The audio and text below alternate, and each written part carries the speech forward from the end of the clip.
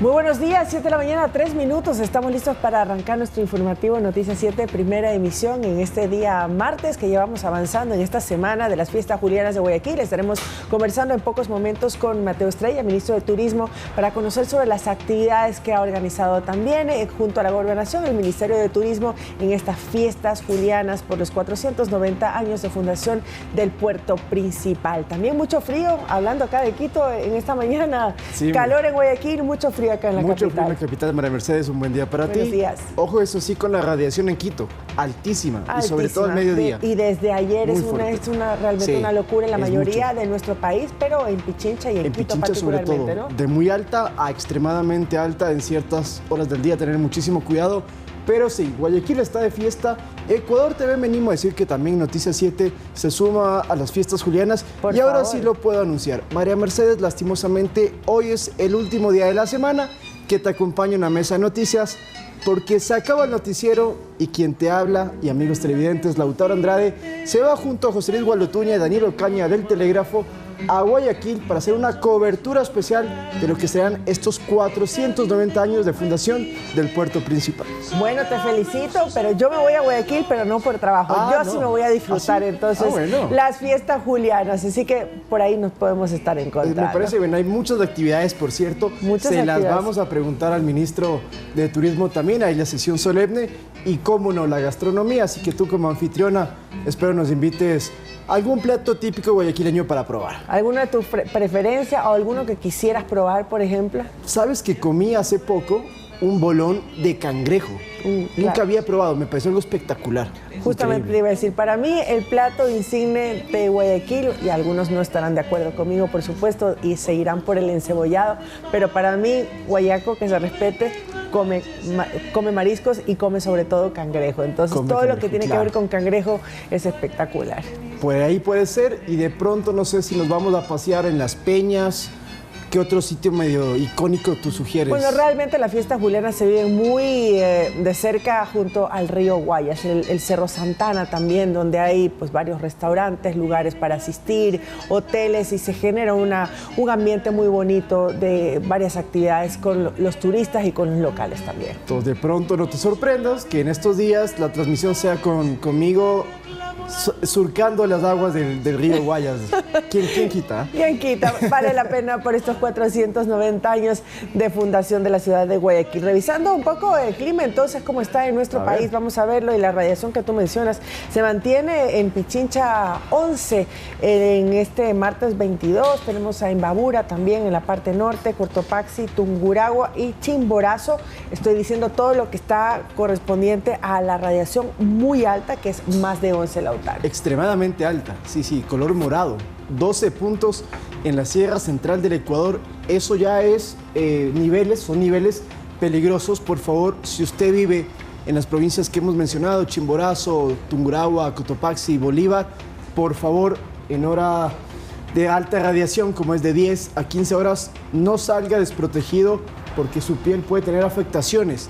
Lo mismo en el resto de la Amazonía, tenemos muy alta, lo mismo en el norte de la costa, y únicamente radiación alta, que parecería no tan peligrosa, pero sí lo es, en Guayaquil y en las provincias de Zamora y Morona, Santiago.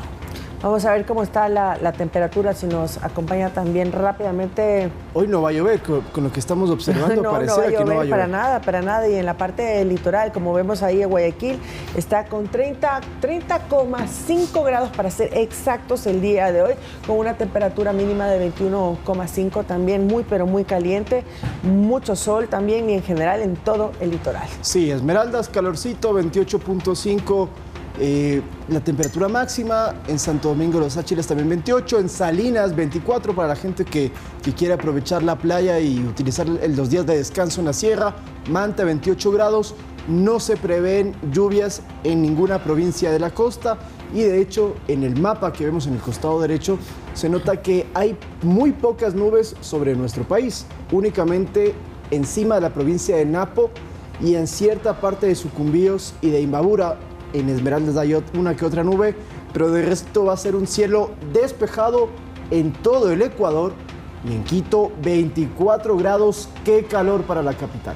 Qué calor, lo tomamos en cuenta. A 2.800 metros no es lo mismo que sentir 24 grados en Salinas, por ejemplo. Totalmente diferente, ¿no? Vamos entonces con la región amazónica también. No, vamos primero con la sierra. Vamos con la sierra, perdón, sí. Ya me estaba emocionando con lo que dijiste. Ok, tenemos entonces 16 grados en la parte norte de nuestro país, en Capital 24 grados centígrados, por ejemplo, La Tacunga 19, Ambato tendrá 20,5 máxima, Riobamba 21,5. Las temperaturas para estas ciudades están bastante altas, ¿no? Cuenca 21 grados centígrados y Loja 20 grados centígrados.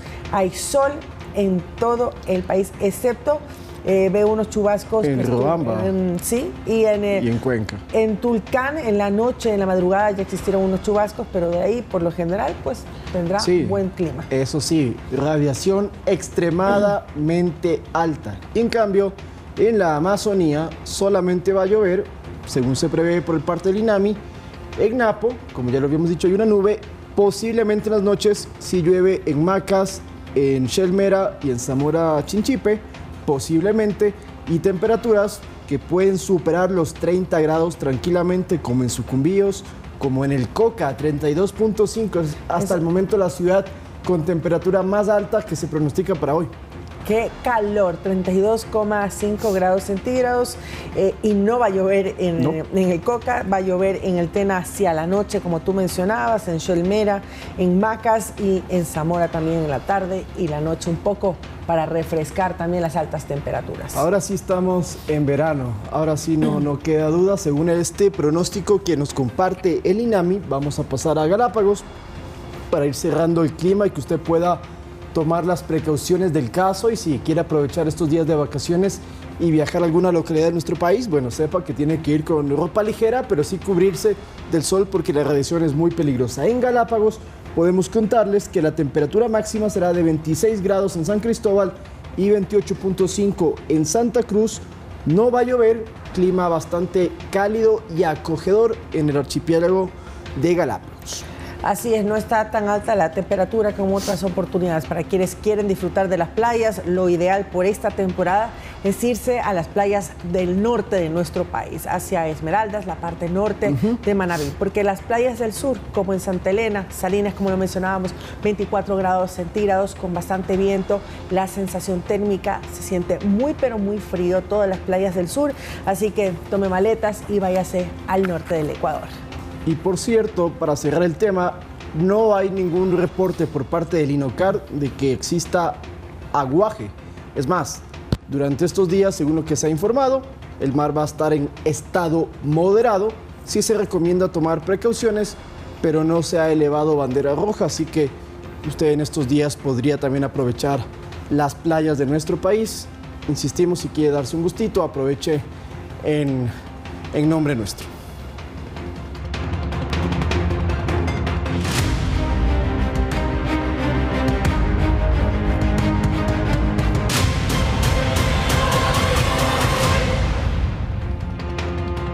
Muy bien, bueno, vamos a contarles la noticia del día de ayer, y es que alias Fito ya está en Estados Unidos. Nosotros lo sabíamos, pero tenemos ya una fotografía una vez que se llevó a cabo la audiencia de formulación de cargos.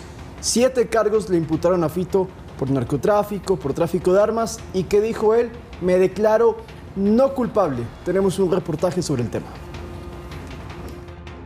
Esposado de manos y portando una botella de agua, así entró Adolfo Macías Villamar a su primera audiencia en una corte de Estados Unidos. La diligencia de arraignment no duró ni media hora. En aproximadamente 20 minutos, la jueza Beres Canlón de la Corte de Brooklyn leyó en inglés los cargos que se le acusan, como tráfico de cocaína a gran escala, tráfico de armas, entre otros. El procesado, junto a su abogado Alexei Swatch, se declaró no culpable de los cargos. La jueza dictó prisión preventiva para alias Fito en el Centro de Detención Metropolitano de Brooklyn, en Nueva York. Aquí el narcotraficante estará aislado y recibirá atención médica. Según la defensa de alias Fito, no ha podido revisar el expediente del narcotraficante, pues apenas la noche del pasado domingo llegó a suelo norteamericano tras ser extraditado desde Ecuador. El operativo de traslado y entrega se cumplió desde las 12 del mediodía con la intervención del bloque de seguridad liderado por el ministro Reinberg. La extradición de alias Fito se da en menos de un mes de su recaptura y es un fuerte golpe para la delincuencia organizada. José Adolfo Macías se convierte así en el primer ecuatoriano extraditado después de la aprobación de la consulta popular del 2024. Que en la consulta popular llevada a cabo en abril del 2024, con más del 60% de aprobación nacional, y gracias a los ecuatorianos que confiaron en el gobierno nacional, se dio paso a la extradición de nacionales. Y con ello el resultado concreto es que el día de hoy alias Fito no esté en territorio nacional. El traslado del narcotraficante podría abrir la puerta a nuevas extradiciones de otros narcos requeridos por Estados Unidos. Aún está pendiente que sus dos lugartenientes, alias Churón y alias Topo, también pasen por el mismo proceso que Fito, pues tienen acusaciones pendientes con la justicia norteamericana. La próxima audiencia que enfrentará Adolfo Macías Villamar será el 19 de septiembre. Edison Saavedra, Noticias 7. Así es, tendremos que ver cómo se va a ir desarrollando también este caso hasta el 19 de septiembre que se presente la siguiente audiencia, luego de que Fito en esta primera instancia, cuando le leyeron y le pidieron si sabía cuáles eran los cargos se les atribuían en los Estados Unidos, él dijo que sí, asintó, estuvo más bien concentrado, habló muy poco, le leyeron algunas cosas también en español para que él pueda entender y esté muy claro de por qué está en los Estados Unidos y cuáles son los cargos que se le atribuyen de acuerdo a las acciones que él ha cometido en relación con ese país del norte. El abogado ha comentado también que se va a declarar no culpable. Lautaro, esto probablemente es como una estrategia de defensa cuando acá en nuestro país ya ha sido juzgado, ya tiene sentencia acá en el Ecuador y tiene pues imputados otros cargos, 7 cargos en los Estados Unidos, pero como parte, parecería, de esta estrategia se va a declarar no culpable, un poco que también ha llamado la atención este tema, ¿no? Claro que sí, porque había otros narcos, sobre todo colombianos, que cuando llegaban a Estados Unidos se declaraban culpables y de esa manera la sentencia era un poco menor. Un poco menor, es decir, claro, estabas aceptando lo que estabas haciendo. Claro, ¿no? que sí, entonces bajaban de, no sé, una cadena perpetua, bajaban a 50 o 40 años, que igual suena bastante. En el caso de Fito, entonces no sabemos finalmente qué determinen los jueces. Mientras se lleva todo este proceso, él va a permanecer en una cárcel allá en Estados Unidos. Por cierto, esta prisión preventiva viene incluida con una revisión médica porque ha dicho Fito que tiene una herida de bala de hace algunos años que todavía le molestan y por eso necesita que esté un doctor siempre revisándole. Pero estaba investigando, María Mercedes, y quería compartir este dato. Fito tiene prisión preventiva en el Centro de Detención Metropolitano de Brooklyn, que es una cárcel que tiene capacidad para 1.712 reclusos, y entre los más famosos, estaba chequeando, se encuentra ni más ni menos que Juan Orlando Hernáez, que para quienes no lo conocen, fue presidente de Honduras entre el año 2014 al 2022, acusado de corrupción, compañero de, no de celda, pero sí al menos de pabellón de alias Fito.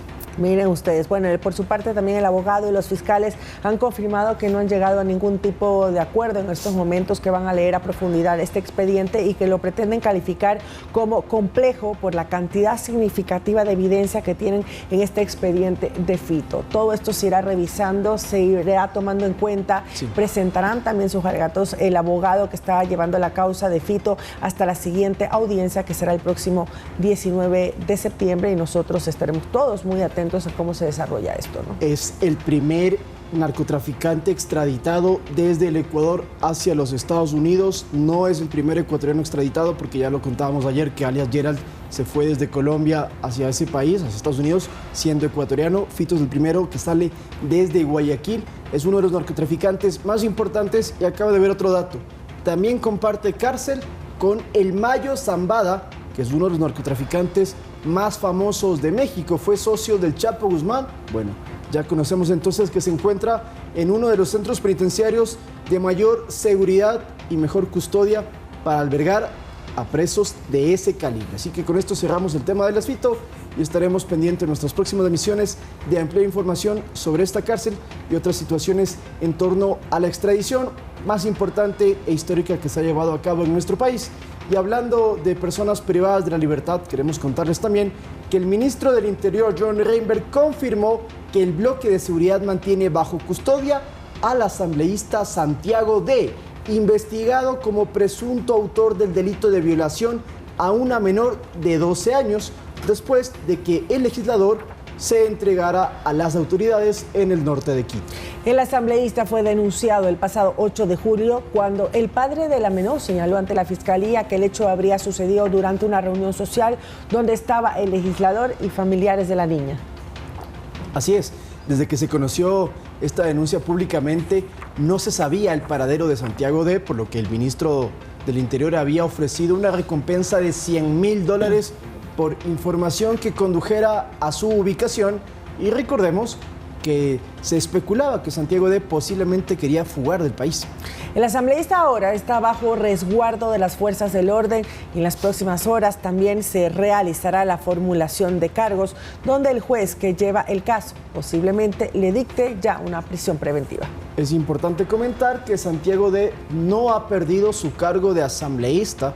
De hecho, este es un proceso distinto a otras funciones del Estado, porque si él no acude a la asamblea, va a su alterno. Así que es todo un proceso mucho más complejo, digámoslo así, de explicar para que ya no siga siendo legislador. Lo cierto es que es importante que esté ahora en manos de la justicia por la connotación de esta presunta violación y además de que Santiago D. tenía familiares en la asamblea que ya han sido desvinculados y que estaban trabajando con otros legisladores. Pero como dato adicional también no nos vale la pena olvidarnos que Santiago D. proponía una reforma al COIP para que exista el consentimiento de relaciones sexuales desde los 14 años y no desde los 18, como dictamina la ley. Y está totalmente desestimado. Los legisladores también de su bancada que habían firmado este proyecto de ley pues retiraron sus firmas y conocemos pues que ha sido totalmente archivado. Su condición de legislador no le exime de estos cargos porque están dentro del marco de un delito común. Por lo tanto, esa condición de legislador que lo protege en otro tipo de casos, en estos momentos no le da luz verde, sino todo lo contrario, puede continuar el caso de ser delito común esta supuesta violación a una menor de edad, ¿no? Se ha quedado entre comillas solo porque la Revolución Ciudadana, que era su bancada legislativa, ya lo expulsó. Lo cierto es que se ha revelado en estas semanas que Santiago D. era parte del buró político de la Revolución Ciudadana y muy cercano al expresidente Rafael Correa. Incluso también trabajó en las campañas de Andrés Arauz, de Luisa González, y era muy cercano entonces a la cúpula correísta. Esta era su primera experiencia como asambleísta. Él llegó como asambleísta alterno de Priscila Schettini, que luego de que tuvo una denuncia por violencia política de género y fue sancionada por estos actos contra la ex fiscal Diana Salazar, asumió la curul Santiago D., pero ahora con este caso se queda fuera. Eso sí, muchos asambleístas del oficialismo recuerdan que no se puede dejar de lado la cercanía que tuvo entonces en su momento con el exmandatario y otras figuras del correísmo. Y no fue hasta este caso que conocimos mucho más de Santiago D. Era un hombre muy fuerte dentro de la Revolución Ciudadana, muy cercano, como lo mencionas, al expresidente Correa, pero siempre se ha manejado de perfil bajo, por decirlo de alguna manera. No tenía exposición hasta ahora que llegó a la Asamblea Nacional y estos son los casos que se han presentado. Bien, 7 de la mañana con 21 minutos y también les contamos ahora que Javier J., procesado por casos de corrupción y prófugo de la justicia, no asistió presencialmente a la Comisión de Fiscalización de la Asamblea Nacional para dar sus declaraciones tras ser mencionado por Daniel Salcedo en contratos hospitalarios. El presidente de la Mesa Legislativa, Ferdinand Álvarez, responsabilizó a Javier J. por posibles atentados en su contra. A pesar de que en la Comisión de Fiscalización de la Asamblea había una silla con su nombre, Javier J., prófugo y procesado en casos de corrupción, no asistió a su comparecencia que en días pasados él mismo solicitó. Los legisladores aceptaron sus declaraciones siempre y cuando asista presencialmente. Él no ha tenido la valentía, ni la tendrá tampoco de venir al país, ni tendrá la valentía de sentarse en esa silla. ¿Por qué? porque es un prófugo de la justicia. El presidente de la mesa legislativa, Ferdinand Álvarez, calificó el pedido de Javier Jota como un show barato, sumado a acusaciones que el procesado publicó en redes sociales, incluso en contra de Álvarez. No que un prófugo desde afuera venga y señale y lance tantas injurias y calumnias como él así se le ocurriera.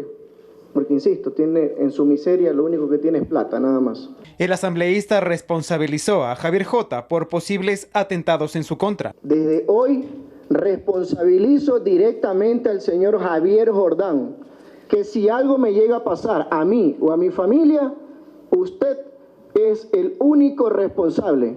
Sabemos que tiene ya una corvinita en su haber, porque usted está acusado también de haber participado como financista para el asesinato del señor Fernando Villavicencio. Claro, yo no voy ni quiero correr con la misma suerte. Este pedido de comparecencia se da después de que el sentenciado a 30 años de prisión, Daniel Salcedo, explicara en esta misma comisión cómo funcionaba una red de corrupción para hacerse de contratos públicos en hospitales, que salpica a Javier Jota, el ex asambleísta Ronnie A. y el ex ministro José S. Lo que el señor Salcedo dijo, por más que el señor Jordán sea un delincuente, lastimosamente no tiene respaldo, no tiene sustento. No entregó un solo documento. La mesa legislativa esperará que Salcedo entregue los documentos que respalden sus acusaciones en un plazo de 10 días. La comisión busca identificar cómo operarían mafias en el sistema de salud pública durante la pandemia, cuya operación habría causado un perjuicio al Estado de $1.600 millones. Edison Saavedra, Noticias 7.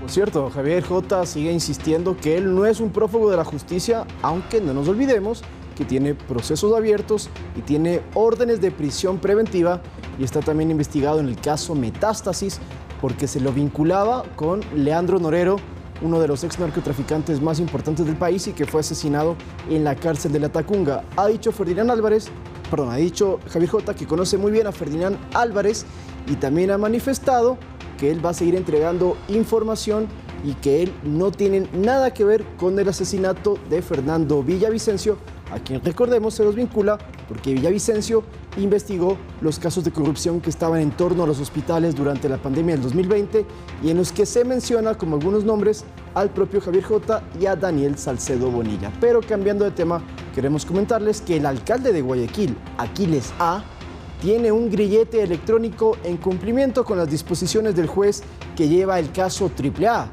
El magistrado llamó a juicio al burgomaestre y a 15 personas más por el presunto delito de comercialización ilegal de hidrocarburos.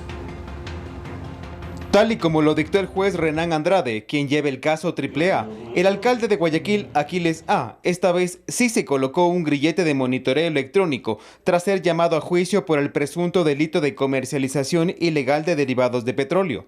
Adicionalmente, el alcalde guayaquileño no podrá salir del país y deberá presentarse periódicamente ante la autoridad.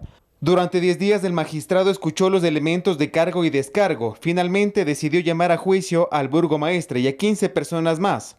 Fiscalía sostiene que se habría identificado diferencias entre el volumen de combustible despachado por Petroecuador y el facturado por estaciones de servicio como Fuelcorp, Corpalubri, Ternape Petroleum, Indudiesel y Copedesa, esta última vinculada directamente al alcalde Aquiles A. Las operaciones de estas empresas no coincidirían, por lo que se sospecha que el diésel subsidiado habría sido vendido en zonas no autorizadas. Se calcula que el monto de perjuicio al Estado sería de $61 millones, lo que equivale a 2.7 millones de galones de combustible entre el 2023 y 2024. Los hechos que se investigan ocurrieron antes de que Aquiles asumiera como alcalde de Guayaquil, por lo que no goza de fuero de corte provincial. De su parte, la defensa del burgomaestre rechazó el fallo e indicó que apelarán la decisión judicial. El Código Orgánico Integral Penal sanciona el delito de tráfico ilegal de combustibles con penas que van desde los 5 hasta los 7 años de prisión. Edison Saavedra, Noticias 7. Aquiles A. no es el primer caso de un político vinculado al correísmo con grillete electrónico. Si bien su caso es ajeno a las funciones que ha efectuado como alcalde, en la siguiente nota repasamos otras autoridades que usaron el dispositivo de vigilancia como parte de un proceso judicial. El alcalde de Guayaquil no es el primer político al que le toca colocarse un grillete electrónico por un proceso judicial en su contra. Otros burgomaestres, como Jorge Yunda, cuando estuvo al frente de Quito, también lo portó mientras se investigaban denuncias por presuntas irregularidades. Sin embargo, Aquiles tiene una coincidencia, pues es el octavo de la agrupación política a la que representa en usar dispositivo electrónico. Uno de los más recordados del correísmo es el ex vicepresidente Jorge Glass, quien en 2022 cambió cárcel por casa y ahí fue obligado al grillete, aunque tiempo después regresó a prisión. Una situación similar atravesó a Alexis Mera, ex secretario jurídico y sentenciado por el caso Sobornos, a quien durante las investigaciones también le pusieron el dispositivo de vigilancia. En cambio, hay dos ex autoridades del correísmo que se despojaron de sus grilletes para fugar del país. El ex ministro de Turismo, Fernando Alvarado, quien se lo retiró en 2018 para escapar hacia Colombia y luego a Venezuela, y la ex ministra de Vivienda, María de los Ángeles Duarte, que hizo lo propio en 2023 para huir desde la Embajada de Argentina en Quito, donde estaba asilada. Otras figuras correístas con grillete fueron Pamela Martínez, quien brindó la información para el caso Sobornos, Virgilio Hernández y Paola Pavón, ambos cuando eran investigados por presunta rebelión en las protestas del 2022. Pero con estos últimos, al igual que con el alcalde de Guayaquil, hay que diferenciar. Esta no es una causa penal por su condición de alcalde de Guayaquil, sino como propietario de un negocio de distribución de gasolina. No se trata de un delito contra la administración pública, sino un delito distinto que es el de tráfico de combustibles. Por lo tanto, hay una diferencia con los otros que dentro del correísmo estuvieron con grillete. Cabe recordar que el dispositivo electrónico de vigilancia es una medida cautelar que se aplica para evitar la fuga del procesado y garantizar que acuda a las instancias de un juicio. Lautaro Andrade Castro, Noticias 7. Y para cerrar los temas políticos, tenemos un reportaje preparado sobre quién es el nuevo presidente de la CONAIE, pero también qué significa que Leonidas Issa, por segunda ocasión en este 2025, haya perdido una elección, porque en los comicios presidenciales quedó tercero y quedó incluso por debajo del voto nulo, y ahora cuando quería reelegirse como principal autoridad del movimiento indígena, pues ha perdido con quien fue en su momento 2 veces presidente de los indígenas amazónicos de nuestro país. Veamos. Marlon Vargas fue alzado en hombros cuando le ganó las elecciones de la CONAIE al expresidente Leonidas Issa. El dirigente Achuar liderará el movimiento indígena por el periodo 2025-2028. Esto luego de obtener 617 votos en los comicios que se efectuaron en Conocoto. 116 para Marlon. Issa buscaba un segundo periodo consecutivo, pero no pudo ante el discurso de unidad que promovía su contendiente amazónico de 49 años. Estoy aquí para unir a la organización más grande del Ecuador, así como uní a una organización moribunda, que es la CONFENIA, compañeros y compañeras. Este es el segundo revés en el año para Issa, porque en febrero perdió las elecciones presidenciales al no superar el 5% de votos, quedando por debajo del nulo y muy distante de los 2 candidatos de la segunda vuelta. De hecho, a Issa le fue mal precisamente porque se quedó, digamos, estancado en los extremismos, en el discurso de barricada, bajo una propuesta político-electoral que no llegó a sintonizar con la mayoría de ecuatorianos. ¿Por qué? Porque los ecuatorianos lo que buscan es libertad. Vargas fue presidente en 2 oportunidades de la CONFENAIE, la agrupación indígena de la Amazonía, y fue dirigente de la nacionalidad achuar de su natal provincia de Pastaza. De su nueva administración, se cree que será distinta, porque se presentó con una postura más pragmática y menos confrontativa. Mi propuesta también es fortalecer el sistema de educación intercultural bilingüe, la salud intercultural, la economía nuestra. La expectativa es que con Vargas la CONAIE esté más abierta al diálogo con el gobierno y las organizaciones sociales. Los dirigentes indígenas amazónicos han jugado un papel importante en la administración de la política social dentro de la CONAIE. Me parece que podría haber un cambio no solo un cambio de timonel en las formas, sino en el fondo. Vargas también dejó en claro que, a diferencia de su predecesor, no liderará la CONAIE alejado de las comunidades, sin presencia en territorio. Lautaro Andrade Castro, Noticias 7. Los 6 legisladores de Pachacutic expulsados por la anterior administración de la CONAIE, encabezada por Leonidas Issa, rechazan la decisión y aseguran que presentarán un pedido ante el nuevo presidente Marlon Vargas para revisar si su separación fue o no legal. Indican que su expulsión obedecería a intereses personales de Issa y que continuarán legislando como bloque político del movimiento indígena. No puede sancionar la CONAIE a nosotros. Lo que hizo Leonidas Issa es tal vez por la desesperación que se iba a su casa. Todas las resoluciones quedan en actas, pero la nueva dirigencia viene, analiza y observa cuáles sí vamos a dar paso y cuáles no. Y nosotros también vamos a mandar ya como bloque de los seis asambleístas de Pachacuti a fin de que sea analizado documentadamente si fue legal o fue ilegal lo que hicieron la CONAIE respecto a expulsarnos. Eso no pueden hacer ellos. Nosotros somos Pachacuti, tenemos nuestro movimiento político y a ellos nos debemos.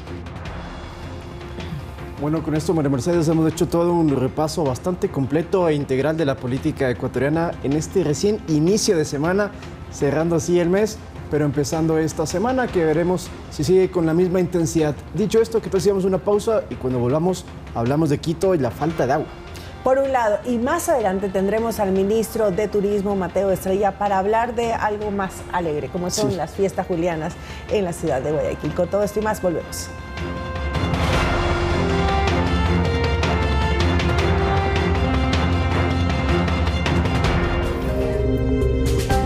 Imagínate. Estamos de regreso con más información, amigos, cuando son exactamente las 7 de la mañana, 36 minutos, y ahora nos toca hablar de el desabastecimiento de agua que continúa lamentablemente en el sur de Quito, pese a los anuncios que se restablecería a partir del día de ayer lunes, pero siguen los problemas y todavía no puede estar al 100% para llevar el agua a las familias que han afectado a muchas de ellas que llevan días esperando este restablecimiento del servicio. Frente a esto, las autoridades han instalado módulos portátiles para potabilizar agua y así garantizar el abastecimiento de agua por parte del gobierno nacional. Y estos equipos ayudan a que el agua llegue segura mientras se realizan las reparaciones necesarias. Todavía hay que esperar unos días más. En el sur de Quito, la vida se ha detenido por esperar agua. En barrios como Caupicho o Nueva Aurora, las personas salen apresuradas con lo que tengan a la mano: botellones, baldes y bidones, cuando suena una sirena. Esa señal que avisa que un tanquero ha llegado, pero este no llega todos los días y los horarios anunciados son inexistentes. Y entonces hemos estado de un lado para el otro lado con los baldes, porque días han venido a las 7, 8 de la noche, una sola vez en el día, y ha sido un caos esto. Jaime, de 75 años, nos cuenta que a lo largo de estos 12 días sin agua ha tenido que soportar el frío de la madrugada, que es cuando, dice, suelen llegar los tanqueros con agua. A eso le suma el dolor en los brazos de tanto cargar los baldes llenos de líquido vital. Bastante duro. Nosotros vivimos más de unas 5 cuadras, hemos tenido que llevar solo en baldes. Así como Jaime, mujeres, niños, personas de la tercera edad viven pendientes de un camión. Marta, de 80 años, relata que el agua que recolecta del camión no es suficiente para vivir como lo hacía hasta hace 12 días. Lavamos tipo costa hoy porque lavamos en lavacaras y no es suficiente. Muchos negocios han cerrado. Otros, como restaurantes o lavanderías, han tenido que parar por completo. Las familias racionan cada gota. Bañarse, lavar, limpiar, todo se mide. Todo se pospone. Nosotros no utilizamos solo es para el baño y la comida, nada más. Tenemos que salir a otro sector a bañarnos, a lavar la ropa. En medio de esta emergencia, el gobierno nacional y las Fuerzas Armadas apoyaron con la instalación de 5 tanques en 11 barrios del sur de Quito. Además, según el viceministro de Agua, Freddy Muñoz, se coordinó con la Cruz Roja para instalar 3 módulos portátiles potabilizadores de agua. Estos ya están operando en Nueva Aurora y Caupicho y han aliviado parte del abastecimiento. Corresponde a un volumen de agua procesada potable de 80,000 litros día, mientras que en Caupicho serían 30,000 litros día. Con estas 2 plantas se han logrado producir en aproximadamente de 600.000 litros de agua y beneficiando a aproximadamente 43.000 habitantes en los sectores mencionados. Pero la pregunta en cada calle sigue siendo la misma. ¿Cuándo volverá el agua? Y queremos que ya regrese el agua. Este lunes 21 de julio, el alcalde de Quito, Pavel Muñoz, explicó en Frecuencia Quiteña que las bajas temperaturas en el páramo han retrasado la instalación de la nueva tubería. Dijo que esperan terminar las obras esta tarde y una vez abiertas las compuertas en la mica, el agua podría empezar a restablecerse en las próximas 12 a 48 horas, dependiendo de la altura de cada zona. Emilia Reynoso, Noticias 7. Por cierto, el Ministerio de Ambiente ha entregado 1.4 millones de litros de agua como donación para las personas. Son 400.000 personas de 6 parroquias de Quito, 80.000 familias que no tienen agua. Ya vamos a cumplir 2 semanas de este gran percance. Pero ¿por qué se demora el proceso de restablecer? Y esto lo ha explicado muy bien el alcalde de Quito. Dicen que cuando ya se logre tener la nueva tubería en el sector de la mica, son 6 horas que se demora el agua desde la mica, cruzar los 47 kilómetros y llegar al Troje en el sur de Quito. Ahí hay una planta potabilizadora. Para que se potabilice esa agua se necesitan 4 horas más y luego de ello son 48 horas para llenar los 21 tanques que abastecen de líquido vital a 6 parroquias de Quito. Entonces estamos hablando de que si ya se resuelve el tema de la mica, tendremos que esperar por lo menos 2 días para que haya agua por completo en las 6 parroquias, en los 200 vecindarios de la capital. Eso nos indica que si hoy todavía no tenemos agua en el sur de Quito, habrá que esperar hasta finales de esta semana. Eso quiere decir que estos tanques son una especie de cisternas que se tienen que llenar para que pueda abastecerse a los diferentes barrios en estas 6 parroquias al sur de Quito. Sí. Esto ha sido un problema de un deslave que rompió la tubería el 10 de julio, entre el 9 y el 10 de julio aproximadamente, que se presentó este problema, y entre los trabajos también colocar una nueva tubería, pero también levantar esta tubería para que no pueda ser presa de este tipo de derrumbes, de deslaves y tener desabastecimiento del agua. Pero por otro lado estábamos revisando también que Loja ha pasado durante 20 días también con desabastecimiento de agua potable. Afortunadamente el día de hoy parecería que ya se restablece el suministro de líquido vital. Exactamente, y el Ministerio de Ambiente se encuentra en la provincia de Loja y en la capital del mismo nombre. La ministra María Luisa Cruz en un mensaje explicó que sí, que luego de esto que enfrenta Loja, desde el ministerio se han activado las medidas y menciona que miles de familias los necesitan y por eso han instalado tanques comunitarios, han movilizado tanqueros y se ha entregado líquido vital apto para el consumo de los más vulnerables.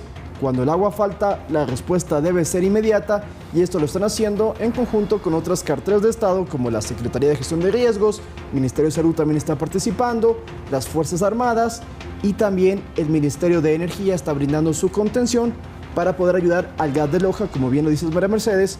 Hoy entonces ya podría empezar a restablecerse el líquido vital. ¿Y por qué sucedió esto? En los primeros días de julio se provocaron deslizamientos de taludes, represamiento de quebradas y ríos, saturación del suelo, que ocasionaron problemas en las captaciones de agua cruda que abastecen plantas de tratamiento en Pucará, por ejemplo, y Carigán, generando intermitencias en este abastecimiento de agua todo el mes, que ha durado aproximadamente 20 días y afectado al 70% de la población de Loja. Es importante que precisemos que tanto en Loja como en Quito son por fenómenos, sí, naturales, por accidentes, pero que nada tienen que ver con sequías. Eso también hay que tenerlo muy en claro. Es cierto, ya lo dijimos temprano, se viene la época donde hay mucho calor, donde no hay lluvias, pero estos incidentes no tienen absolutamente nada que ver con que se estén secando los pozos. Ojalá eso no vaya a suceder tampoco y se pueda tomar las precauciones del caso, pero lo cierto es que ya estamos entrando en época seca y también hay que tener precaución con otro tipo de emergencias que puedan suscitar. Así es, porque en Quito mucha tensión, ya lo hemos vivido, ¿no? Hay 17 zonas que están en alto riesgo de incendios forestales. Los bomberos alertan que en esta temporada seca que ya viene, el peligro aumenta. Se han activado brigadas, campañas de prevención y puntos de abastecimiento para evitar nuevas emergencias.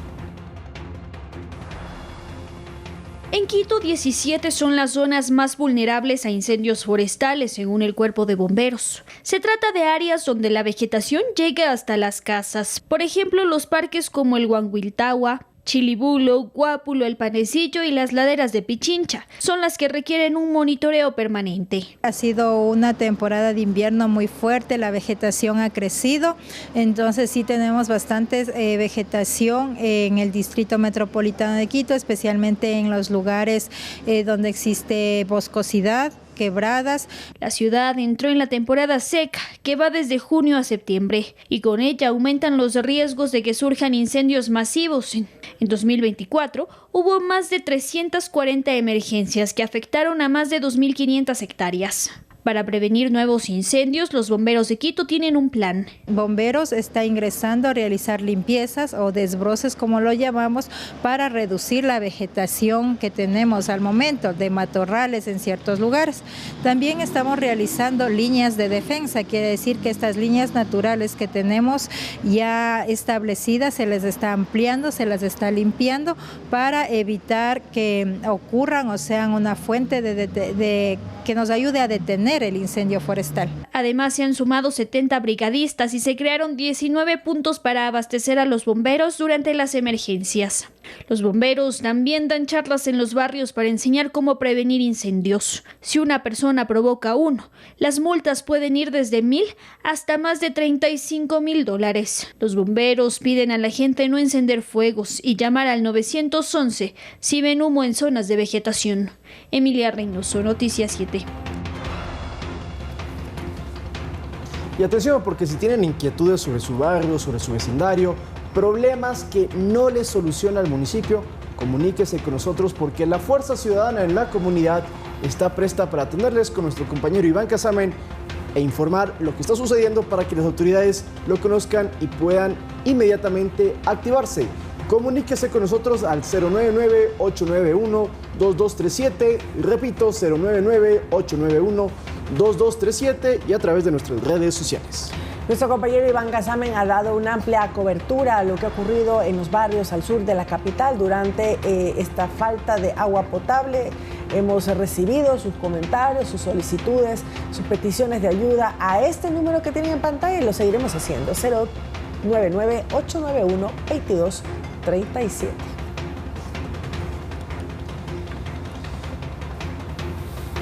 Ahora hay una noticia que es lamentable porque hay personas que fallecieron por un accidente de tránsito en el kilómetro 38 de la Loac Santo Domingo, cuando hubo una colisión entre dos vehículos y uno de ellos estalló. Estamos viendo en pantalla las imágenes. Esto sucedió ayer, obligó al cierre de la vía. Desplegaron también varios bomberos, tanto del Cantón Mejía como de la Comisión de Tránsito y de Quito. Son dos personas que han fallecido producto de este percance por este impacto de un camión que aparentemente llevaba combustible. Así es, fallecieron dos personas en este incidente y se realizaron pues todas las maniobras para la extracción vehicular y así liberar primero a las víctimas y luego también destapar la vía. En estos momentos se puede decir que está totalmente habilitada esta vía para la circulación a Loac Santo Domingo. De esa manera pues el tránsito vehicular fluye a esta hora de la mañana, 7:48. Es importante tener mucho cuidado y se repiten los mensajes en las vías, precaución absoluta, y a las autoridades también el control para los vehículos pesados, que a veces pueden cometer imprudencias. Se está investigando qué fue lo que sucedió. Ahí vemos las imágenes, inclusive el video de cómo habría sido el impacto. Uno de estos camiones ya fue trasladado a un centro de retención en Calderón. Vamos a ver las imágenes, lo ponemos en pantalla completa, por favor. Y se volca. Se va de lado totalmente, ¿no? Claro, y ahí viene un auto y colisiona totalmente. Y como llevaba combustible, se incendió. Lamentable completamente. Las personas ahí estaban prestas también a ayudar, a llamar, ¿no? Había personas alrededor que también pudieran haber salido lastimadas con una explosión mayor de haberse dado. Es que eso es clave. Si usted observa, es testigo de un accidente, de un camión, de un vehículo que esté llevando combustible o, por ejemplo, tanques de gas, no se acerque. Por favor, tiene que alejarse lo más que pueda porque podría estallar y ahí sí, toda buena acción que usted quiera cometer queda en nada, así que tenga muchísimo cuidado. Ahí lo mejor que tiene que hacer es llamar inmediatamente bomberos a las autoridades, a pedir ayuda a quienes están dentro del accidente y todo, pero nunca acercarse.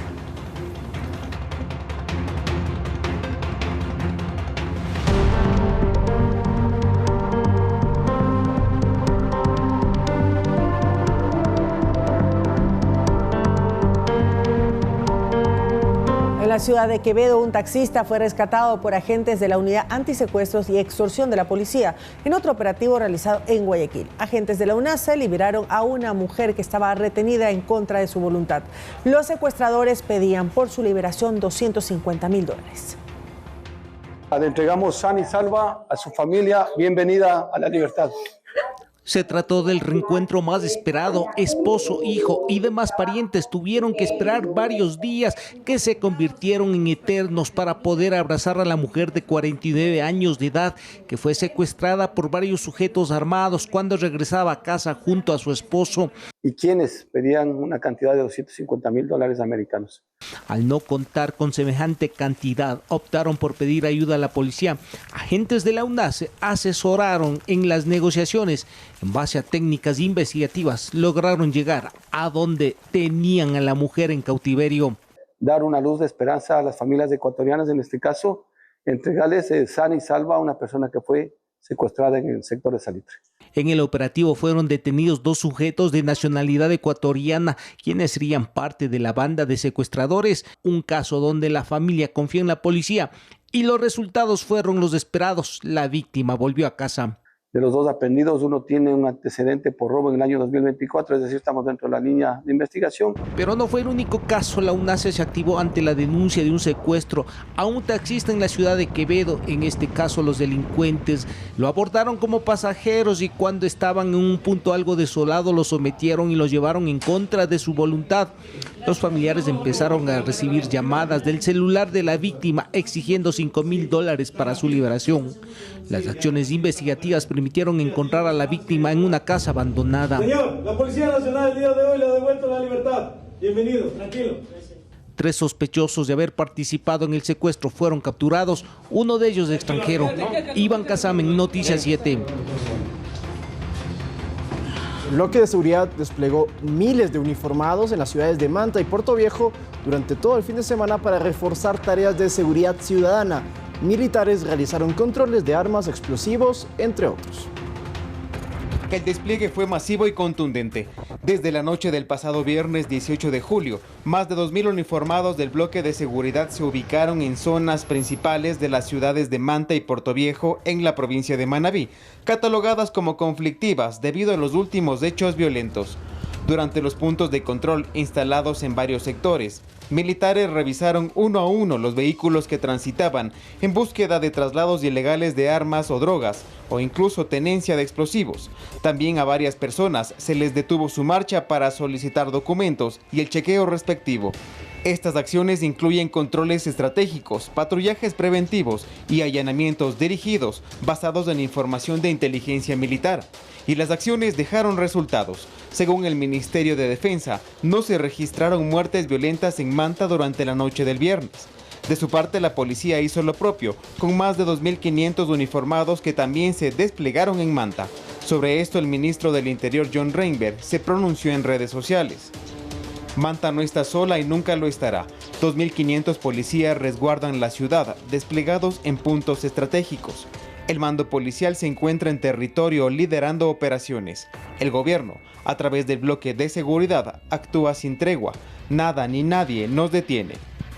Estas acciones se dan en el contexto del conflicto armado interno ratificado por el presidente Daniel Noboa mediante decreto ejecutivo, donde dispone acciones directas contra grupos de delincuencia organizada considerados terroristas. Edison Saavedra, Noticias 7. Y hablando de seguridad, ayer se hizo uno de los golpes más importantes en lo que vamos de este año contra el crimen organizado en alta mar. ¿A qué me refiero? El bloque de seguridad logró incautar 14 toneladas de droga que estaban en alta mar, que estaban en Manta, esto mediante 5 operaciones marítimas binacionales con los Estados Unidos, y esto permitió entonces sacar las 14 toneladas del agua que esto equivale a 560 millones de dólares en el mercado negro. Por eso es tan importante. Por eso es tan importante golpear el bolsillo de los GDOs y estos narcotraficantes. Durante estas intervenciones se capturó a 11 sujetos ecuatorianos. Uno de los aprendidos registra ya antecedentes por receptación. La Policía Nacional, esto como parte de este compromiso que continúa luchando contra el narcotráfico, ejecuta ahora el proceso de judicialización, en coordinación con las autoridades competentes. Pero esto es un trabajo en conjunto y aquí se ve justamente la ayuda que se le está otorgando también a las autoridades ecuatorianas, que se ha pedido que esto es un crimen transnacional y que se necesita la cooperación. Estados Unidos entonces en estas aguas internacionales a través del bloque de seguridad, 14 toneladas de droga en alta mar. Y como una noticia adicional, hoy informó la policía por intermedio del comandante general Pablo Dávila que se logró identificar e incautar 1 tonelada de cocaína y se capturó a 6 personas. Esto también en Manabí, en el cantón San Lorenzo, aproximadamente 38 bultos de droga que estaban escondidos y que fueron entonces ya también sacados del mercado negro. Siguen los golpes contra el crimen organizado y también restablecer la seguridad, principalmente en Manabí, tras los últimos acontecimientos violentos que se han podido reportar.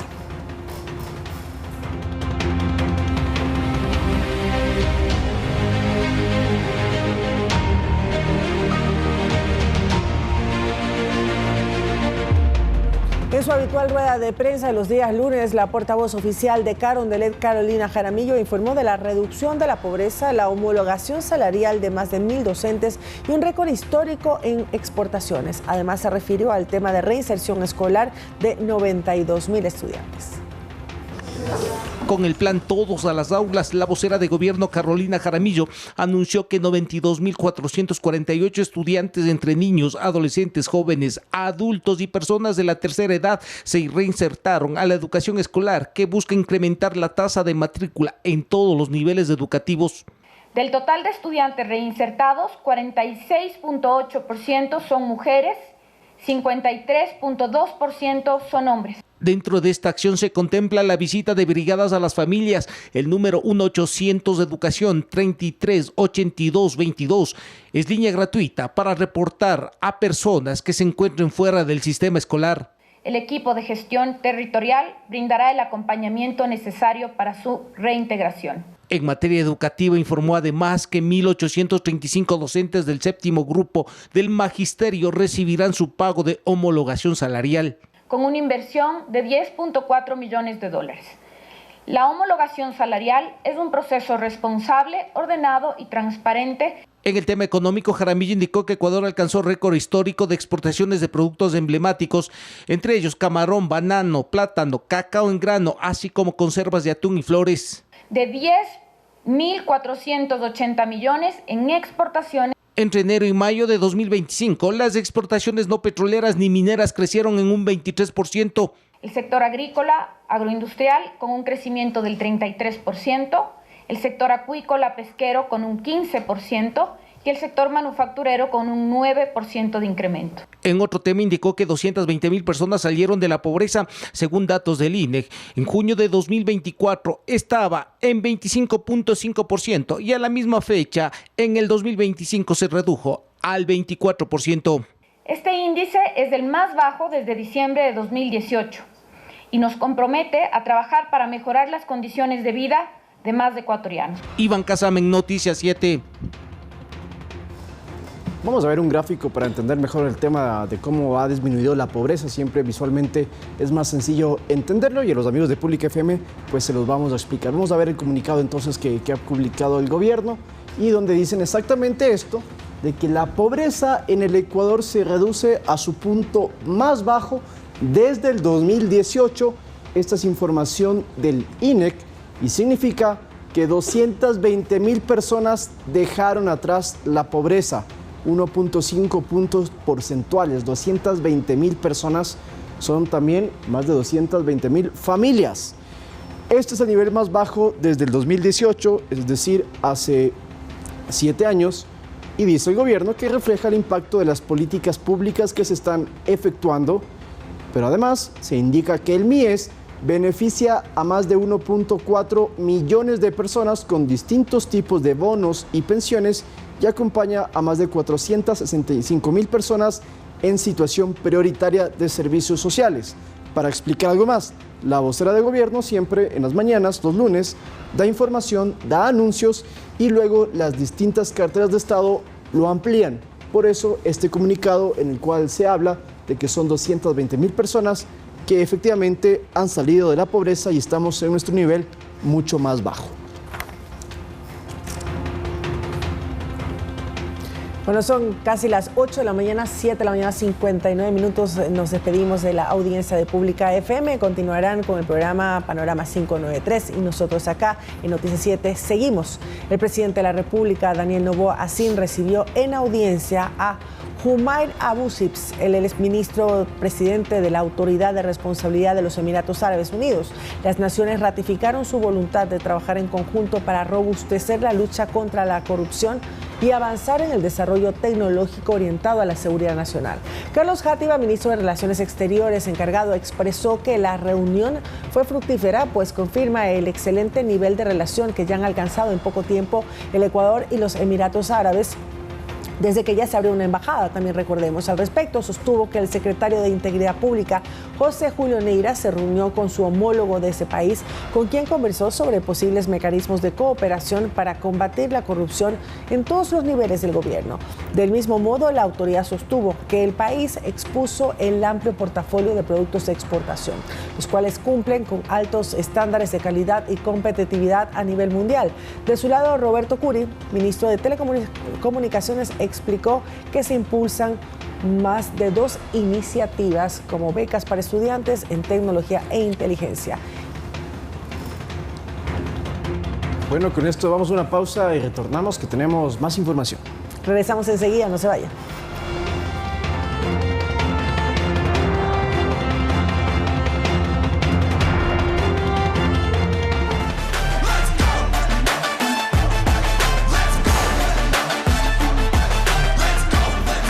Santi Blanco, listo con los deportes. Rápidamente, o no sé si nos quieres dejar con la intriga de cómo le fue a la selección ecuatoriana ayer en la Copa América Femenina.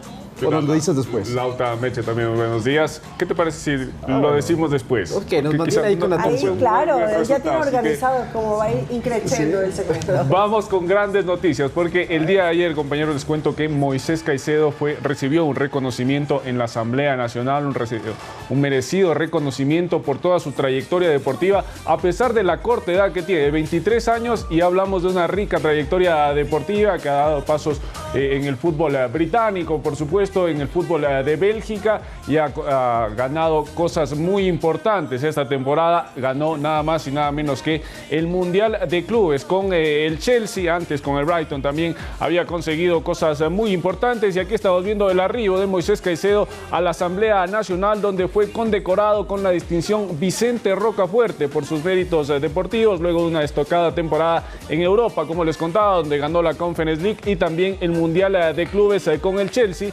El volante arribó al Palacio Legislativo con su esposa Paola Salazar y también el presidente de la Federación Ecuatoriana de Fútbol, Francisco Egas. Moisés, entre aplausos y un discurso muy emotivo, gritos y unas cuantas lágrimas también por parte del jugador, agradeció el reconocimiento por parte de la Asamblea Nacional y admitió también su felicidad al ser considerado por muchos jóvenes como un ejemplo a seguir. Así que Moisés Caicedo, la humildad realmente hay que destacarle de Moisés Caicedo. William Pacho también estaba invitado a esta condecoración, no obstante, el defensor ecuatoriano está de vacaciones, por eso no pudo asistir. Él estará la próxima semana en la Asamblea también recibiendo el mismo premio. Así que escuchemos a Moisés Caicedo después de recibir esta condecoración.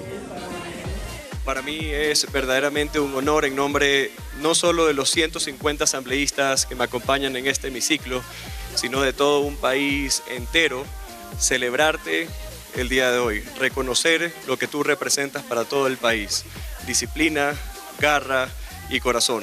Hoy el país entero te aplaude de pie. Lo que más quiero es dejar a mi país en lo más alto. Desde niño siempre quise ser un futbolista profesional y eso me hace muy feliz a mí, saber que soy un ejemplo para muchos chicos y sé lo que llevo conmigo, pero no es una carga, es un orgullo saber que muchos chicos me siguen y yo solamente quiero ser un ejemplo para todos los chicos, de verdad.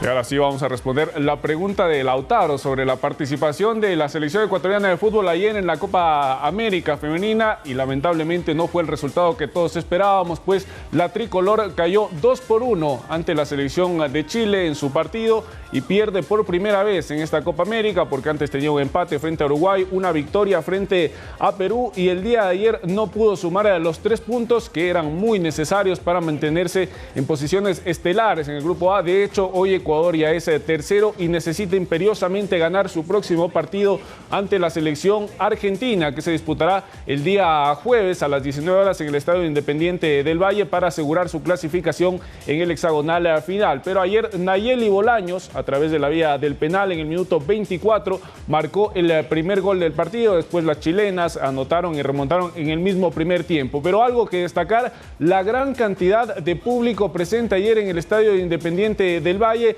Alrededor de 10.000 personas se dieron cita para ver un partido del fútbol femenino en la Copa América. Precisamente aquí estamos viendo las tribunas totalmente llenas, la única general que tiene también el Estadio Independiente del Valle, a reventar. Así que un aplauso también para la hinchada. Y el día jueves también el Estadio Independiente debe estar también lleno, apoyando a la selección ecuatoriana de fútbol.